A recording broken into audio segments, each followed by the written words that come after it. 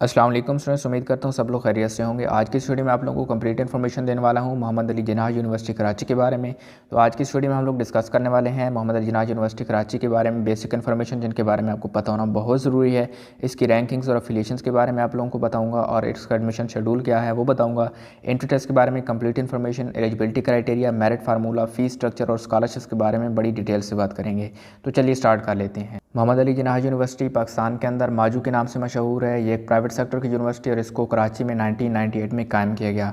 ये Punjab group of college का ही एक प्रोजेक्ट है। अगर इसके एफिलिएशंस की बात करें तो Mohammad Ali Jinnah university Pakistan higher education commission, Pakistan engineering council और एसोसिएशन ऑफ कॉमनवेल्थ यूनिवर्सिटीज़ की मेंबर है। अगर रैंकिंग्स की बात करें तो इसको सिंध हायर एजुकेशन कमीशन ने सूबे के अंदर यानी कि सूबा सिंध के अंदर नंबर 1 रैंक किया है जनरल कैटेगरी के अंदर, और ओवरऑल रैंकिंग में यानी कि पूरे सूबे के अंदर इसको नंबर 3 पर रैंक किया गया है ओवरऑल यूनिवर्सिटीज़ में। और इसकी जो एफिलिएशन है HEC के साथ वो W4 कैटेगरी के अंदर है, जो कि एक अच्छी कैटेगरी मानी जाती है। अगर बात करें इसके कैंपसेस की तो 2015 तक capital university of science and technology Islamabad Mohammad Ali Jinnah university के कैंपस के तौर पर काम करती रही, लेकिन 2015 में कस्ट को एक अलग यूनिवर्सिटी के तौर पर इंट्रोड्यूस करवाया गया और अब इसका कोई दूसरा कैंपस नहीं है। यानी कि मोहम्मद अली जिन्नाह यूनिवर्सिटी कराची का सिर्फ एक ही कैंपस है जो कि मेन कैंपस कहलाता है और वो कराची के अंदर है। मोहम्मद अली जिन्नाह यूनिवर्सिटी के अंदर तकरीबन 20+ प्रोग्राम्स ऑफर किए जाते हैं, जबकि फैकल्टी मेंबर्स की तादाद भी 120+ है। मोहम्मद अली जिन्नाह यूनिवर्सिटी कराची में स्प्रिंग 2021 के लिए एडमिशन ओपन है। अगर शेड्यूल की बात करें तो इसमें अप्लाई करने की आखिरी तारीख 31 जनवरी 2021 है और हो सकता है 31 जनवरी से जो यूनिवर्सिटी है यानी कि मोहम्मद अली जिन्नाह यूनिवर्सिटी को अपनी डेडलाइन को एक्सटेंड भी कर सकती है। तो जो भी अपडेट होगी अगर एक्सटेंड वगैरह होती है तो आप लोगों को इस चैनल के थ्रू आप लोगों को जो है आगाह कर दिया जाएगा।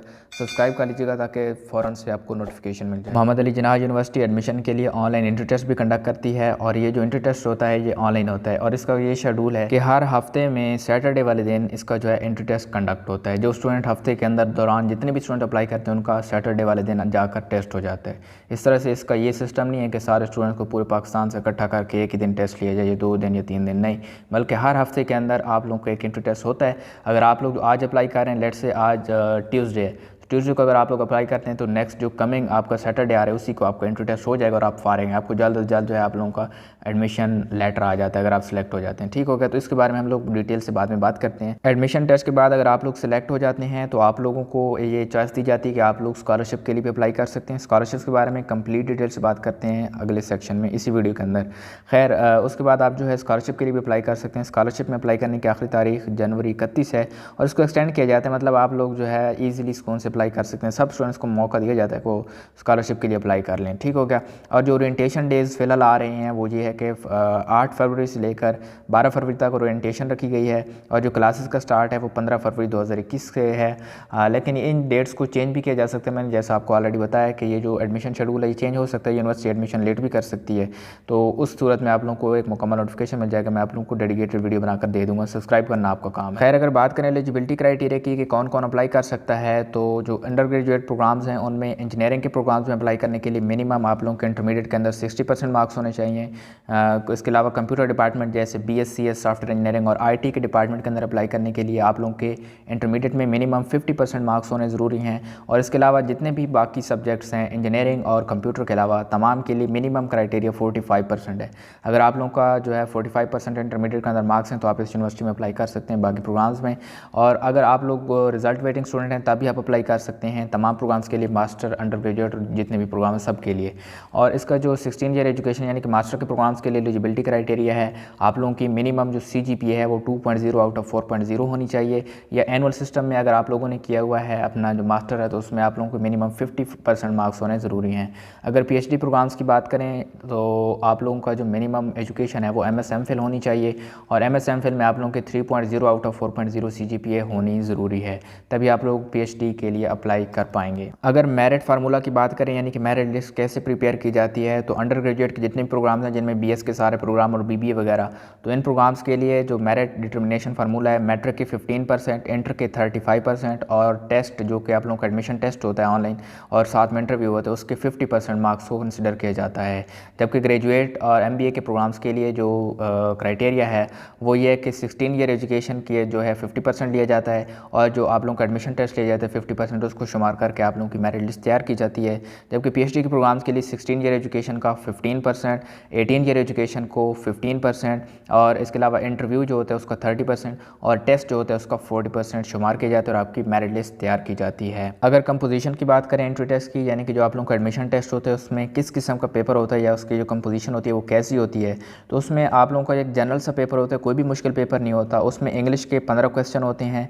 इंग्लिश के 15 क्वेश्चन में वोकेबलरी, सिनोनिम, एंटोनिम, ग्रामर और कंप्रीहेंशन वगैरह के रिलेटेड सवाल होते हैं।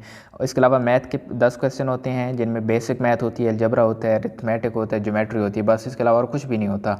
इसके अलावा कुछ और भी चीज़ें हैं जिनमें जनरल नॉलेज है। जनरल नॉलेज के 5 क्वेश्चन होते हैं। जनरल नॉलेज के 5 क्वेश्चन कुछ भी आ सकते हैं। इसके अलावा एनालिटिकल होता है, थोड़ा सा 10 क्वेश्चन होते हैं। एनालिटिकल में आप लोगों की क्रिटिकल थिंकिंग को चेक किया जाता है, एनालॉजी और इस तरह की चीज़ें। ठीक है, तो ये जनरल सा पेपर है, बिल्कुल भी आप लोगों ने इसके बारे में परेशान नहीं होना। अगर आप लोग इसकी तैयारी नहीं भी करते तो आप लोग अगर वैसे सेल्फ कॉन्फिडेंट हैं और ठीक से मतलब आप लोगों को मतलब के जो बेसिक कंसेप्ट हैं वो क्लियर हैं, तो आप लोग ईजिली इसको क्लियर कर सकते हैं विदाउट एनी टेंशन। खैर, अगर फ़ीस स्ट्रक्चर की बात करें तो इसका जो फ़ीस स्ट्रक्चर है वो इसका क्रेडिट आवर में लिया जाता है। क्रेडिट आवर का मतलब ये होता है कि आप लोगों का एक कोर्स के अंदर आप जितने क्रेडिट आवर लेते हैं, यानी कि कोर्स बर्डन जितना लेते हैं उस हिसाब से। लेकिन आप लोगों को जो क्रेडिट आवर का ज़बान है ये समझ नहीं आएगी, मुझे पता है, क्योंकि आप लोगों का जो क्रेडिट आवर से लेना देना बहुत कम है। अगर पता है तो वेल एंड गुड, नहीं तो मैं आप लोगों को बताने की कोशिश करता हूँ सेमेस्टर में इसको कन्वर्ट करके। खैर, फ़ीस स्ट्रक्चर जो है इसके एप्लीकेशन प्रोसेसिंग फ़ी 1000 रुपये, जब आप लोग अप्लाई करते हैं 1000 रुपये आप लोगों को प्रोसेसिंग फ़ी जमा करवानी होती है। इसके अलावा जो एडमिशन फ़ी है 15,000 रुपये, अगर आप लोगों को एडमिशन ऑफर हो जाता है, आपका एडमिशन हो जाता है तो आप 15,000 रुपये एडमिशन फ़ी जमा करवाते हैं।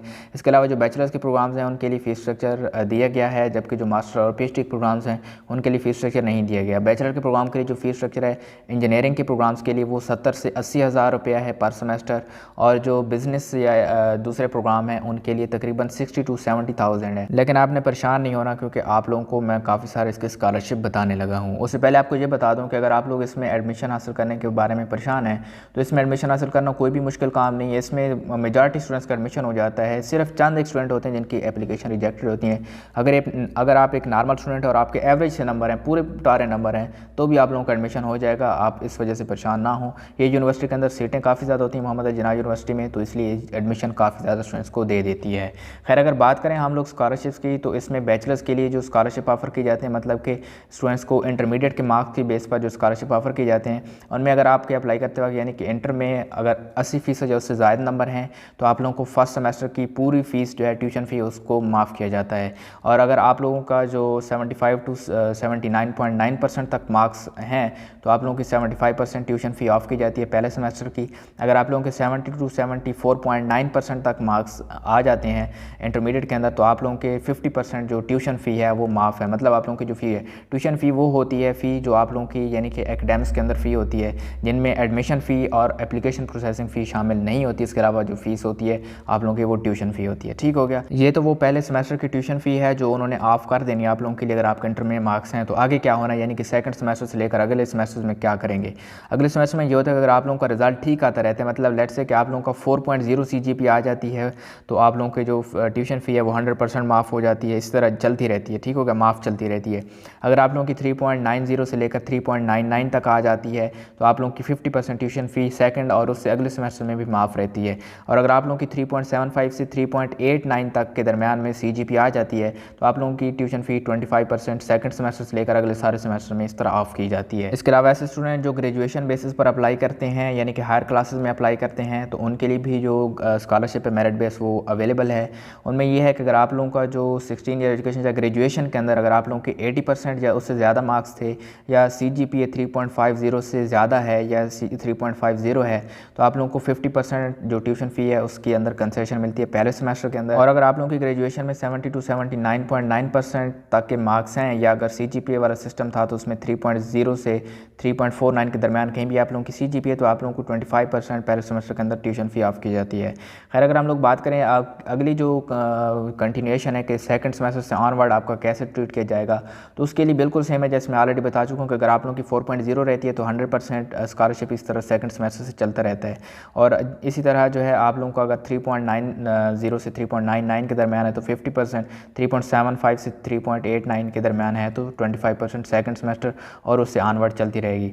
इसके अलावा कर्ज हसना की स्कीम भी मौजूद है। अगर आप लोग यूनिवर्सिटी से चाहें, ऐसे स्टूडेंट जो रेगुलर आते हैं जिनके अटेंडेंस वगैरह ठीक है, तो वो अपनी पूरी डिग्री के लिए कर्ज हसना ले सकते हैं, जो कि यूनिवर्सिटी उनकी जो जितनी भी फ़ी होती है वो उनसे नहीं लेती, लेकिन उनकी डिग्री के बाद उनसे जो है फ़ी लेती है किस्तों के अंदर। तो वो यूनिवर्सिटी का अपना रूल है, वो चेंज भी हो सकता है, लेकिन रूल चेंज हो सकता है, लेकिन कर्ज हसना स्कीम जो है ये हमेशा ये अवेलेबल रहती है और ये आप लोगों को भी अवेलेबल होगी। अगर आप लोग चाहें तो उसका अवेल कर पाएंगे। इसके अलावा और भी बहुत सारे स्कॉलरशिप हैं जिनमें मुख्तलिफ फ़ी कंसेशन है मुख्तलिफ बेसिस पर, वो भी मैं आपको बता देता हूँ। तकरीबन 8 से 9 ऐसी कंसेशन है जिनमें प्रोफेशनल बॉडीज़ के लिए एडमिशन फ़ी में 33% और जो ट्यूशन फ़ी है उसमें 10% जो है फ़ी वेवर दिया जाता है। इसके अलावा वर्ल्ड मेमन ऑर्गेनाइजेशन के नाम से एक आप लोगों को जो है स्पेशल स्कॉलरशिप दिए जाते हैं, उसमें आप लोगों की 100% एडमिशन फ़ी ऑफ की जाती है और ट्यूशन फ़ी में 20% आप लोगों को जो है फ़ीस माफ़ी दी जाती है। इसके अलावा अगर आप लोग किसी ऐसी ऑर्गेनाइजेशन से ताल्लुक़ रखते हैं जिस ऑर्गेनाइजेशन का मोहम्मद अली जिन्ना यूनिवर्सिटी से MOU साइन है, तो उन स्टूडेंट्स को भी 75% एडमिशन फ़ी में माफ़ी मिलती है और 25% ट्यूशन फ़ी में माफ़ी मिलती है।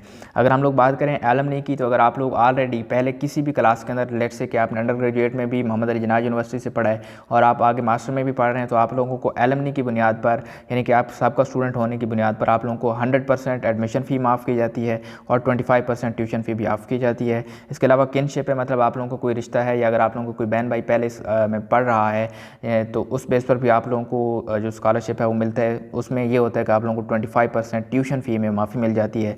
अगर आप लोग पंजाब ग्रुप ऑफ कॉलेज के स्टूडेंट रह चुके हैं, यानी कि आप पहले पंजाब ग्रुप ऑफ कॉलेज में आप लोग पढ़ चुके हैं, इंटर या कोई और डिग्री कर चुके हैं, तो आप लोगों को 25% ट्यूशन फ़ी में माफ़ी मिल सकती है इस बेस पर भी। और अगर आप लोग जो है कि इस यूनिवर्सिटी का फैकल्टी मेंबर हैं या स्टाफ मेंबर हैं और आप लोगों को एक्सपीरियंस तकरीबन 5 ईयर हो गया इस यूनिवर्सिटी में, और आप चाहें तो इसके अंदर आप अगर PhD में एडमिशन ले लेते हैं या MS MPhil में एडमिशन ले लेते हैं, तो आप लोगों को 100% जो है एडमिशन फ़ी, यानी कि सारी फ़ी जो है आपकी एडमिशन फ़ी वाली वो माफ़ कर दी जाती है और 50% ट्यूशन फ़ी भी आपकी ऑफ की जाती है। इसके अलावा अगर आपका एक्सपीरियंस 3 ईयर तक है, यानी कि अच्छी सर्विस है आप लोगों की फैकल्टी में 3 ईयर तक, और आप इसमें एडमिशन ले लेते हैं, तो आप लोगों को 100% एडमिशन फ़ी और 25% ट्यूशन फ़ी ऑफ की जाती है। खैर फाइनली बात कर लेते हैं कि आपने इसमें अप्लाई कैसे करना है। तो मोहम्मद अली जिन्ना यूनिवर्सिटी में अप्लाई करने के लिए आप लोगों को ऑनलाइन एडमिशन फॉर्म फिल करना होगा। अगर ऑनलाइन अप्लाई करना होगा, ऑनलाइन अप्लाई करने की मुकम्मल वीडियो आप लोगों को मेरे चैनल पर मिल जाएगी। सब्सक्राइब कर लीजिए ताकि नोटिफिकेशन मिल जाए, और उस वीडियो को देखकर उसको फॉलो करके स्टेप बाय स्टेप उसके अंदर जो है आप लोगों को गाइड किया गया है। और उस वीडियो को देखने के बाद आप लोग अपने घर से, अपने मोबाइल से, अपने PC, अपने लैपटॉप से घर बैठे आप अप्लाई कर सकते हैं ऑनलाइन एडमिशन के लिए। आई होप वीडियो आपको पसंद आई होगी। लाइक कर दीजिएगा अगर वीडियो पसंद आई है। तो खैर मिलते हैं किसी और वीडियो में, तब तक अपना बहुत सारा ख्याल रखिएगा। मेरी तरफ से सब लोगों को अल्लाह हाफिज़।